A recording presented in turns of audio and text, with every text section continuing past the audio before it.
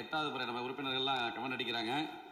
முதலில் இந்த தனது பிறந்தநாளை கொண்டாடும் மாண்புமிகு தமிழ்நாடு முதலமைச்சர் அவர்களுக்கு எனது உளமார்ந்த பிறந்தநாள் நல்வாழ்த்துக்களை தெரிவித்துக் கொள்கிறேன். மாண்புமிகு பேரவைத் தலைவர் அவர்களே, உட்காருங்க. மாண்புமிகு உறுப்பினர் உட்காருங்க. இப்ப நான் 7வது முறையா நீங்க பேசும்போது உட்காருங்க. பரவாயில்ல, அதெல்லாம் ஒண்ணு இல்ல. 7வது முறையா முதலமைச்சர் வாழ்த்துறேன் பேசுறேன். அவர் அனுமதிங்க. நான் அவங்க குறுக்கிட்டதுனால 7வது முறையா நான் எந்திரிச்சிருக்கிறேன். 7வது முறையா மாண்புமிகு முதலமைச்சர் அவர்களை நான் வாழ்த்த கடமைப்பட்டிருக்கேன். ஏன்னா ஒருவரை முதலமைச்சரை வாழ்த்தும் போதும் இடையில உறுப்பினர்கள் குறுக்கிடுவதும் நான் உட்கார்றதும் இப்ப இது 7வது முறை.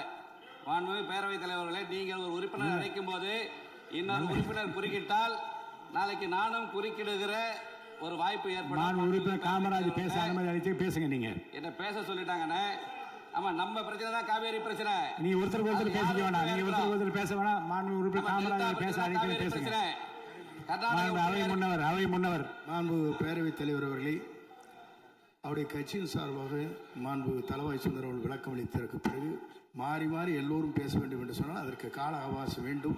ஆகவே உங்கள் சார்பாக உங்களுடைய கட்சியினுடைய உறுப்பினர் தெளிவாக இங்கே சொல்லி இருக்கிறார் என்பதை தெரிவித்துக் கொள்கிறேன்.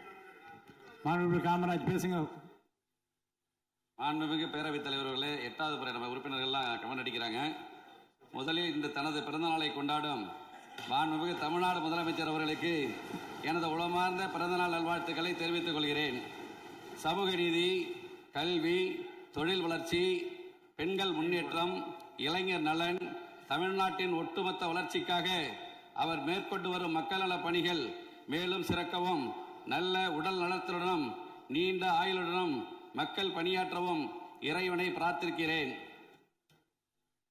மாண்புமிகு பேரவைத் தலைவர்களே, அவையில் இருக்கும் அனைவருக்கும் எனது அன்பான வணக்கங்களை தெரிவித்துக் கொள்வதோடு ஆளுநர் பேருரைக்கு நன்றி தெரிவிக்கும் தீர்மானத்தின் மீது பேச வாய்ப்பளித்த மாண்புமிகு பேரவைத் தலைவர் அவர்களுக்கும் மாண்புமிகு முதலமைச்சர் அவர்களுக்கும் முதற்கண் எனது நன்றியினை தெரிவித்துக் கொள்கிறேன்.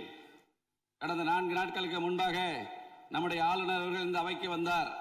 வந்து அவர் சென்றபோது அவர் அறிக்கையாக வெளியிட்டது புதிய உதயம் தோன்றிய நாள். நாம் அனைவரும் இணைந்து பயணிக்க தொடங்கியுள்ளோம். இடையூறின்றி வாசித்ததில் மன நிறைவு அடைகிறேன். இது ஆளுநர் மாளிகை செய்திக்குறிப்பு. இவ்வாறு மேதகு ஆளுநர்களே மகிழ்ச்சியுடன் பாராட்டிய பின் வேறு எவரிடமிருந்து பாராட்டு பத்திரம் வேண்டும்? மாண்புமிகு பேரவைத் தலைவர் அவர்களே, நம்முடைய முதல்வர் அவர்களுக்கு. ஆளுநர் உரை என்றாலே ஒரு பதற்றம் நம்மை பற்றி கொள்ளும்.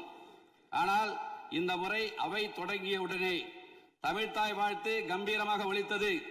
தேசிய கீதமும் பெருமையாக இசைத்தது.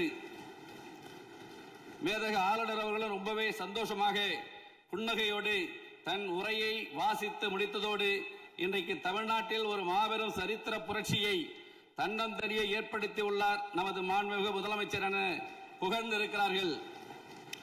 இதைவிட இந்த அரசுக்கு வேற என்ன பெருமை வேண்டும்? மாண்புமிகு பேரவைத் தலைவர் அவர்களே, நமது முதலமைச்சர் நாற்காலியில் வந்து உட்கார்ந்தவுடனே அரசுக்கும் ஆளுநர் மாளிகைக்கும் நடுவில் இருந்த எல்லைக்கோடு அழிக்கப்பட்டு அது நட்பின் பாலமாக அமைந்துவிட்டது. இதோடு நிற்கவில்லை. மத்திய அரசுக்கும் மாநில அரசுக்கும் இடையே ஒரு இணக்கமான ஒரு உறவு இருந்தால் மட்டும்தான் மாநிலம் வளரும் என்பதை புரிந்து மிக மிக முதிர்ச்சியான ஒரு அரசியல் பாதையை அமைத்துக் கொடுத்திருக்கிறார் நமது மாண்புமிகு முதலமைச்சர் அவர்கள். இதுதான் மற்ற தலைவர்களுக்கும் வழி நடத்த தெரிந்த நமது மாண்புமிகு முதலமைச்சர் அவர்களுக்கும் உள்ள வித்தியாசம் என்பதை இந்த அவையில் நான் தெரிவித்துக் கொள்ள கடமைப்பட்டிருக்கிறேன். மாண்புமிகு பேரவைத் தலைவர்களே, 4 நிமிஷம் ரொம்ப கூட போயிட்டு பேரவைத் தலைவரே, 7 தடவை கொஞ்சம் குறைச்சிங்க. மேல 4 நிமிஷம் 17 நிமிஷம் ஓடி வச்சு 8 தடவை எழுந்திருக்கிற மாண்புமிகு பேரவைத் தலைவர் 5 நிமிஷம் கூட அனுமதிக்கணும். மாண்புமிகு பேரவைத் தலைவர்களே, நம்பிக்கையில் சிறந்தது தன்னம்பிக்கை. தன்னால் எதையும் சாதிக்க முடியும் என்ற நம்பிக்கை தான் தன்னம்பிக்கை. இந்த தன்னம்பிக்கையை தாரக மந்திரமாக கொண்டு தடைகளை தகர்த்தெறிந்து இந்த விசில் புரட்சி மூலம் தமிழ்நாட்டில் நல்லாட்சி அமைய வேண்டும், இந்தியாவிலேயே தமிழ்நாடு முதன்மை மாநிலமாக விளங்க வேண்டும் என்ற தமிழக மக்களின் எதிர்பார்ப்பை பூர்த்தி செய்ய தற்பொழுது பூர்வாங்க நடவடிக்கைகள் தொடங்கப்பட்டுள்ளது என்பதை மகிழ்வுடன் தெரிவித்துக் கொள்கிறேன்.